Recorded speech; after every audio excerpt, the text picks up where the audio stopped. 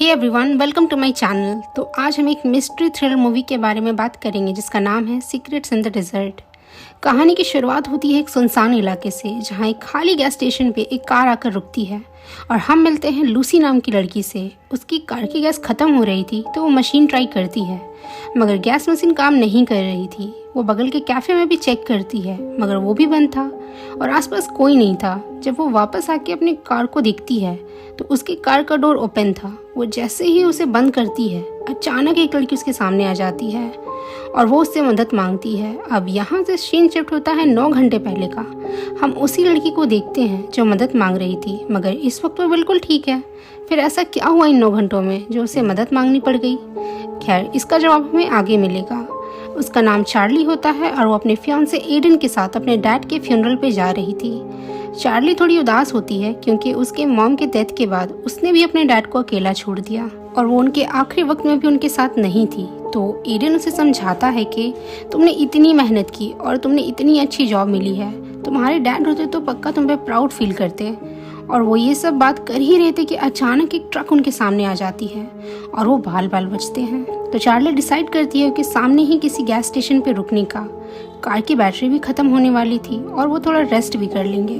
तो वो एक गैस स्टेशन पहुंचते हैं। एडन चार्जर ढूंढने के लिए जाता है और चार्ली पानी लेने के लिए कैफ़े में जाती है। वहाँ एक लड़का जीक उसे फ्लर्ट करने का ट्राई करता है, यहाँ तक कि वो ज़बरदस्ती चार्ली का बिल भी पे कर देता है। जब एडन उसके पैसे वापस करना चाहता है तो जेक कहता है कि वो बस चार्ली का ख्याल रखे। अब ये सुन के तो चार्ली का मूड और ख़राब हो जाता है। वो दोनों अब जल्द से जल्द यहाँ से निकलना चाहते थे और वो वहाँ से निकल जाते हैं। तकरीबन 60 माइल्स ड्राइव करने के बाद उनकी कार की बैटरी डेड हो जाती है क्योंकि एडन को वहाँ चार्जर मिला ही नहीं था और उनके फ़ोन में कोई सिग्नल भी नहीं आ रहा था कि वो किसी से कॉल करके हेल्प मांग सके। मगर लकीली उन्हें एक कार आती हुई दिखती है। चार्ली उस कार से हेल्प मांगने का ट्राई करती है, मगर वो कार नहीं रुकती और सामने से चली जाती है। चार्ली इससे बहुत डिसअपॉइंट हो जाती है तो एडन उसका मूड ठीक करने के लिए उससे हंसी मजाक करता है और उसको किस भी करता है। अब थोड़ी टाइम बाद एक और कार आती हुई दिखती है। इस बार एडन ट्राई करता है तो कार रुक जाती है।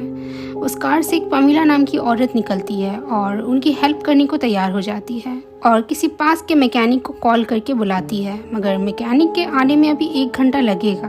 तो पमीला कहती है क्यों ना चार्ली गैस स्टेशन पर उसके साथ चले और ब्रेकफास्ट कर ले और 1 घंटे बाद एडन भी उन्हें ज्वाइन कर लेगा। इस पर चार्ली तो मना कर देती है कि वो एडन के साथ यहीं मैकेनिक का वेट करेगी, मगर एडन उसे समझाता है कि यहाँ काफ़ी तेज़ धूप है तो गैस स्टेशन जाके वेट करे उसका, वो 1 घंटे में तो वहाँ आ ही जाएगा। तो चार्ली मान जाती है और पमीला के साथ निकल जाती है। रास्ते में वो पमीला से बातें करती है और बताती है कि वो अपने डैड के फ्यूनरल पे जा रही थी और ये सब हो गया। पमीला भी बताती है कि उसकी भी डॉटर कैंसर से मर गई। यहाँ दोनों एक दूसरे के दुख को फील कर पाते हैं। वो गैस स्टेशन पहुँचते हैं। पमीला अपने काम से चली जाती है और चार्ली ब्रेकफास्ट करने के लिए अंदर आ जाती है और एडन का वेट करने लगती है। अब 1 घंटे से भी ज़्यादा गुजर गया था, मगर एडन का कोई अता पता नहीं था। वो लोकल फ़ोन से भी ट्राई करती है, मगर कॉल नहीं लगता, तो वो वॉइस मेल छोड़ देती है। वो वापस कैफ़े आती है तो जेक उसके सामने था और जेक अजीब बातें करना स्टार्ट कर देता है कि अब एडन वापस नहीं आने वाला। वो चार्ली का हाथ पकड़ लेता है तो चार्ली उस पर पेपर स्प्रे करने ही वाली थी कि जेक हाथ छोड़ देता है और हंसने लगता है। इतने में एक टो ट्रक में एडन की कार आ जाती है तो चार्ली के जान में जान आती है कि एडन आ गया, मगर जल्द ही उसकी खुशी ख़त्म हो जाती है जब वो मैकेनिक बताता है कि कार के आसपास तो कोई नहीं था। तो चार्ली पूछती है ऐसा कैसे हो सकता है? तो मैकेनिक उसे समझाता है कि ये बहुत ही छोटा शहर है, वो इतना टेंशन ना ले, और अपने पैसे मांगने लगता है। चार्ली उसे पे कर देती है और सीधा कैफ़े में जाती है क्योंकि उसे जेक पे शक था कि उसने ही कुछ किया है, मगर वो वहाँ से जा चुका था। अब कोई भी रास्ता ना पाके चार्ली पास के पुलिस स्टेशन पे जाती है। वो डिप्टी ग्राहम को सब बताती है, मगर वो तो किसी बात को सीरियसली ले ही नहीं रहे थे।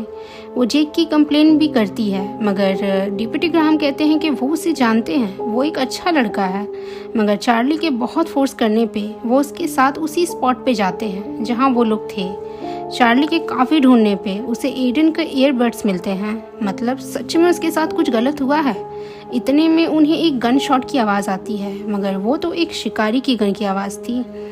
पुलिस उस शिकारी से पूछताछ करती है तो चार्ली उसके वैन के अंदर चली जाती है और एडन को ढूंढने लगती है, मगर वो वहाँ नहीं होता। डिप्टी ग्राहम कहते हैं कि इसके आगे वो देख लेंगे और वो उसे वापस से उसी गैस स्टेशन पे छोड़ देते हैं। वहाँ वो ईडन को सारी फ्रेंड्स को कॉल लगाती है पब्लिक बूथ से कि किसी से तो बात हुई होगी उसकी, मगर इससे भी कोई फ़ायदा नहीं होता। अब 1 बज चुके थे। चार्ली का पेशेंस अब ख़त्म हो रहा था। वो कैफ़े से बाहर आती है तो उसे जेक दिखता है। वो उसे छुपने का ट्राई करती है मगर जेक उसे देख लेता है। चार्ली उससे पूछती है उसने ईडन के साथ क्या किया, तो जेक कहता है वो क्या करेगा भला, मगर वो उसको ढूंढने में हेल्प कर सकता है। मगर चार्ली उससे बहुत सुनाती है तो जेक गुस्सा होकर वहाँ से चला जाता है। इतने में अचानक पमीला आ जाती है और चार्ली के सर पर मारती है जिससे कि वो बेहोश हो जाती है। और जब उसका सेंस वापस आता है तो वो खुद को एक चेयर पे बंधा हुआ पाती है और पमीला उसके सामने थी। मतलब कि ये सब कुछ उसका प्लान था और वो मैकेनिक पमीला का बेटा था ओवेन, और वो उन दोनों ने ही मिलके एडन का किडनैप किया था। पमीला चार्ली से सीधा 1.5 मिलियन मांगती है वरना वो एडन को मार डालेगी। चार्ली कहती है कि उसके पास इतने पैसे नहीं हैं, मगर पमीला कहती है कि उसने ही कहा कि उसके डैड की हाल ही में डेथ हुई है, मीन्स कि उसके डैड की प्रॉपर्टी तो अब उसकी होगी। तो ना चाहते हुए भी चार्ली को हाँ करना पड़ता है। पमीला उसे अपना फ़ोन देती है पैसे ट्रांसफ़र करने के लिए, मगर चार्ली फ़ोन में कुछ सेटिंग्स करती है जिससे कि इंटरनेट बंद हो जाए, और होता भी ऐसा ही है। अब पमीला उससे एक कैफ़े लेकर जाती है और उसे वार्न करती है कि कोई भी हरकत वो ना करे क्योंकि वो बाहर ही खड़ी है। चार्ली अंदर जाती है और उसे वहाँ का माहौल काफ़ी क्रीपी लगता है, जैसे सब उसे ही देख रहे हों। ट्रांजैक्शन करने से पहले वो 911 पे कॉल लगाने का ट्राई करती है, मगर उसे डोंट मैसेज का पॉपअप आता है तो वो पैसे ट्रांसफ़र कर देती है। वो बाहर आती है और वो एडन से बात करवाने को कहती है कि वो ठीक है या नहीं। पमीला कॉल लगा के देती है। एडन बस हेलो ही बोलता है कि पमीला फ़ोन ले लेती है उससे वापस और उसे वापस लेकर जाने लगती है। चार्ली कहती है कि अब तो उसने पैसे दे दिए हैं ना, अब वो उसे और एडन को जाने दे, मगर पमीला कहती है कि पैसे उसके अकाउंट में आने में भी 6 घंटे लगेंगे, तब तक उसे रुकना होगा। अब काफ़ी देर बाद चार्ली टॉयलेट का बोलती है। पमीला उसे वेट करने का बोलती है, मगर चार्ली बोलती है कि वो नहीं रुक सकती। तो वो लोग एक पुराने गराज पे रुकते हैं। चार्ली एक कमरे में जाती है, मगर काफ़ी देर बाद जब चार्ली वापस नहीं आती तो पमीला उसे ढूंढने आती है। यहाँ चार्ली बड़ी चालाकी से पमीला को कमरे में बंद करके कार को स्टार्ट करने के लिए कीज़ ढूंढती है, मगर इतने में पमीला आ जाती है और कीज़ उसके पास थी। तो चार्ली उस पर पेपर स्प्रे करके कार लेकर वहाँ से निकल जाती है। कार में उसे पमीला के कुछ डॉक्यूमेंट्स मिलते हैं जिसमें कि उसके घर का एड्रेस था। वो तुरंत ही पुलिस स्टेशन जाती है और डिप्टी ग्राहम को सब बताती है कि उसे ट्रांजैक्शन जल्द से जल्द कैंसिल करवाना होगा और एडन को बचाना होगा। मगर इतने में शेरिफ की एंट्री होती है और वो कोई और नहीं, खुद पमीला होती है। ये देख के चार्ली वहाँ से भाग जाती है। डिप्टी ग्राहम के वहाँ होने के कारण पमीला भी उसे रोक नहीं पाती। इधर चार्ली पमीला के घर के एड्रेस पे आती है और वो ओवन को वहाँ देखती है। कुछ देर बाद पमीला भी वहाँ आती है। जब वो घर के अंदर जाती है तो देखती है कि एडन तो आराम से वहाँ बैठा हुआ उनके साथ, और हमें पता चलता है कि इस पूरी प्लानिंग का असल मास्टरमाइंड तो खुद एडन है। उसने ही पमीला और ओवेन को हायर किया है इस काम के लिए। चार्ली ये सब देख के बहुत उदास हो जाती है कि एडन उसे इतना बड़ा धोखा देगा। वो यहाँ से निकल ही रही थी कि उससे गलती से आवाज़ हो जाती है और ओवेन उसे देख लेता है, मगर पमीला कहती है कि एडन को उससे बात करनी चाहिए। तो एडन जाता है चार्ली के पीछे। चार्ली पूछती है कि उसने ये सब क्यों किया। एडन बताता है कि उसके ऊपर बहुत लोन्स थे, वो क्या करता, अगर वो उससे पैसे मांगता तो क्या वो उसे देती, नहीं ना। मगर चार्ली को अब उसकी एक बात पे भरोसा नहीं था। वो उसके ऊपर एक भारी चीज़ गिरा देती है और वहाँ से निकल जाती है। इधर जब एडन खुद को छुड़ा के वापस आता है तो पमीला पूछती है चार्ली कहाँ है। तो एडन कहता है कि वो चार्ली को संभाल लेगा, मगर पमीला के लिए चार्ली के साथ साथ अब एडन भी खतरा बन चुका था, तो वो उसे वहीं पे शूट कर देती है। इधर चार्ली फिर से डिप्टी ग्राहम के पास आती है। वो उसे बताती है कि एडन ने ही सब किया और उसकी शेरिफ पमीला वो भी इन सब में इन्वॉल्व है। तो डिप्टी ग्राहम पमीला से सवाल जवाब करने लगता है और कहता है कि अगर वो इन सब में इन्वॉल्व है तो उसे भी सज़ा होगी। इतने में पीछे से ओवेन आता है और उसके सर पे मारता है, जिससे कि वो बेहोश हो जाता है। ये सब देख के चार्ली पीछे के दरवाजे से भाग जाती है।